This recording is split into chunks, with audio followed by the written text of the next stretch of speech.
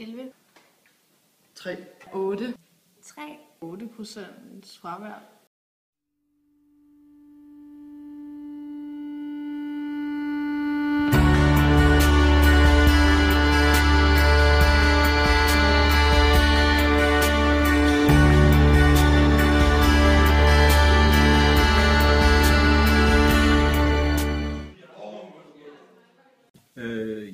Jamen, vi har holdt et møde omkring 3W. I har meget mere fravær end alle de andre klasser på hele gymnasiet. Måske i landet. Måske, ja.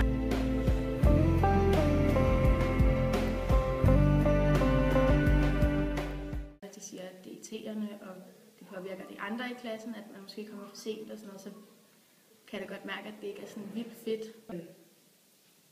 Peter, og han udtrykkede sin frustration over, at jeg kom for sent, eller slet ikke kom til hans historietime i 2G, ved at give mig 02 og sige, at hvis jeg ikke kom, så dumpede han mig.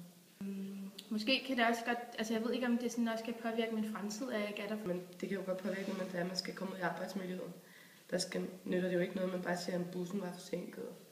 Altså en lang tid, hvis man skal undervise, eller som jeg rigtig gerne vil blive politibetjent, så nytter det jo ikke noget, at de står der klar med udrykning. Ej, vares med min cykel var punkteret. Altså.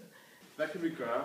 Så kommer jeg i tanker om, Lars von Triers ride, hvor de har noget, der hedder Operation Morgenluft, som egentlig er ret uklart, hvad det er, det kan udføre. Så tænker jeg, at vi kan bruge termen Dum af morgenluft. Ja. Gå ud på, at vi fører fravær 5 minutter ind i timen. Er du der ikke, så er der fravær. I 6 minutter er der sådan rimelig, altså er der snestorm, er der tornado, er der sådan al-Qaida-terrorister, der løber op til dørene, altså, ikke? Så er det sgu nok egentlig okay, at man er sluppet ind overhovedet. Og jeg synes også, at de tog rimelig imod det. Langt de fleste elever, der var et par enkelte, der var lidt knævende.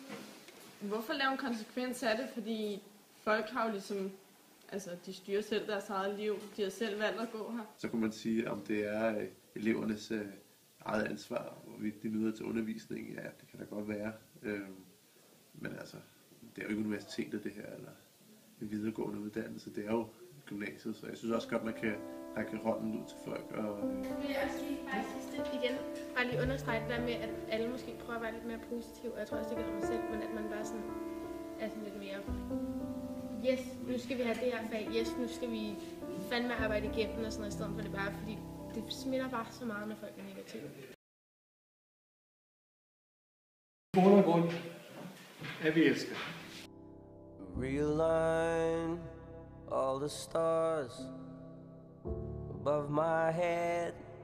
The warning signs travel far. I drink instead on my own.